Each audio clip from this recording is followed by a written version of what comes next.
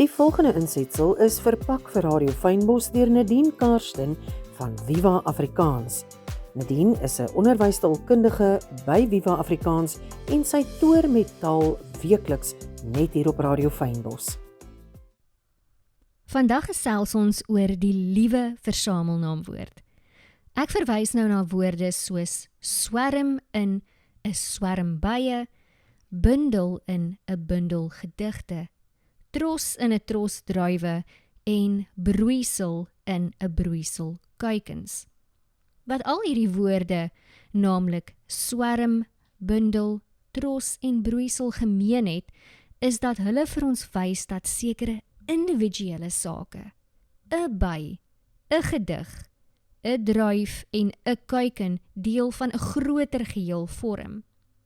Hieruit volg dit dat versamelnaamwoorde as eerste naamwoord in 'n naamwoord-naamwoord-konstruksie voorkom, waar hulle op 'n groepering of versameling dui, en die tweede naamwoord die lede benoem waaruit daardie versameling bestaan. Die meeste versamelnaamwoorde word met 'n bepaalde entiteit geassosieer. Die versamelnaamwoord trop word byvoorbeeld tipies gebruik saam met 'n daaropvolgende naamwoord wat verwys na wilde, halfmak of makdiere, asook voëls. Byvoorbeeld 'n trop leeu's, 'n trop olifante, 'n trop boerbokke of 'n trop rooikop leeuwerikke. Sulke kollokasies, met ander woorde die gereelde naas mekaar plasing van woorde, is bekend en tradisioneel. Maar beteken dit dat versamelnaamwoorde 'n vaste, voorskryfbare ding is? Nie volgens Sophia Kap in 'n 2017 Viva blog nie. Sy stel dit eksplisiet dat 'n mens vir leerders 'n lys met bekende voornaamwoorde kan gee, maar nie taalgebruikers vir al die jonges se kreatiwiteit in 'n blik moet druk met lyste goed wat hulle moet leer en dan sê daar is nie 'n ander manier om 'n ding te skryf nie. Dit beteken dat skrywers of sprekers ook doelbewus 'n ander, minder tradisionele kollokasie kan gebruik om 'n bepaalde betekenis te kommunikeer. Die volgende kollokasies van die versamelnaamwoord tros en 'n daaropvolgende naamwoord is uit hedendaagse Afrikaanse tekste soos gehuisves in Viva se korpusportaal geneem. Let op hoe elke kollokasie heel waarskynlik doelbewus deur die skrywer gekies is, sodat die betrokke groep entiteite op 'n bepaalde wyse gekonseptualiseer word. 'n tros ingenieurs met graadsertifikate wat in vetkruit geteken is deur direkteure met name soos Mickey, Donald en Pluto is ingevoer om die land se waterprobleme te kom oplos. Vir my lyk dit uit die lug asof 'n tros meteoriete die aarde getref het. Die trosgeboue wat as Longkloof bekend staan het, eers ontwikkel as pakhuise, wat deur Sir Herbert Baker ontwerp is.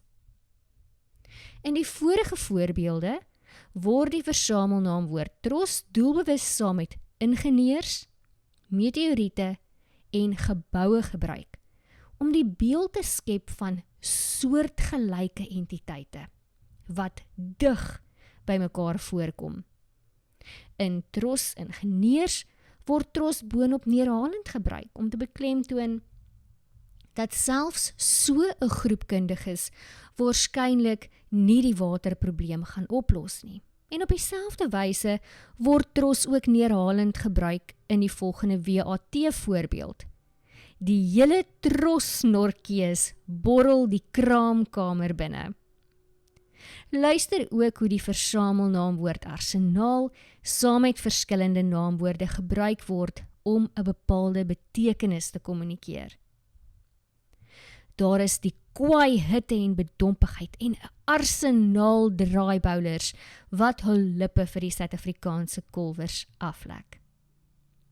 Tashi is reeds besig om haar arsenaal skoonmaakgoed studeerkamer toe te sleep. So iemand is dikwels meer geïnteresseerd om met 'n dodelike arsenaal argumente enige beswaar uit die weg te ruim.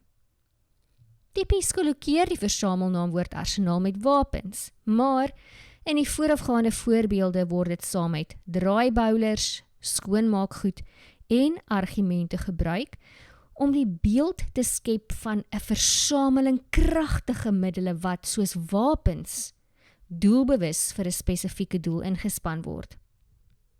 Aan die ander kant kan 'n spesifieke naamwoord ook met verskillende versamelnaamwoorde kollokeer om verskillende betekeniseffekte te verkry. Luister gerus na die volgende. 'n Span honde beklemtoon dat die honde saamwerk. 'n Versameling honde dui daarop dat iemand die honde bymekaar gebring het. 'n Groep honde beklemtoon hoofsaaklik dat hulle as 'n eenheid beskou word, verbind weens iets gemeenskapliks, en 'n trop honde dui op diere wat saam onder menslike beheer aangehou word. Nou, hierdie verskynsel kom ook in Engels voor. Die Longman Grammar of Spoken and Written English gee die volgende kollokasies, wat as minder tradisioneel beskou word. A swarm of panicked men. Nou dit roep die beeld op van 'n groot, saamgedronge groep mense wat as 'n eenheid beweeg. Maar die kollokasie dra boonop die idee oor dat die mans nie ordelik optree nie, maar eerder soos 'n oorweldigende massa op die toneel toesak. A flock of messages. Dit stel die boodskappe voor as 'n groot groep wat as 'n eenheid waargeneem word, amper asof hulle die tafel ingevlieg het. Ook op die webblad Grammar Monster word bykomende interessante Engelse versamelnaamwoord kollokasies gelys, soos a forest of soldiers. Nou hier dra die versamelnaamwoord forest die eienskappe van 'n bos op die soldate oor en beklemtoon veral hul digte groepering. Hulle word as 'n uitgestrekte massa voorgestel, skouer aan skouer, gereed om te veg. Nou wanneer 'n skrywer of 'n spreker dus 'n bepaalde versamelnaamwoord kies hy of sy nie net sommer net 'n woord om 'n versameling of dan baie van 'n saak aan te dui nie. Daardie versamelnaamwoord help om 'n bepaalde beeld en betekenis in die leser of luisteraar se gedagtes te skep. En daarom is versamelnaamwoorde nie net benoemers van versamelings nie, maar is hulle ook betekenisskeppers.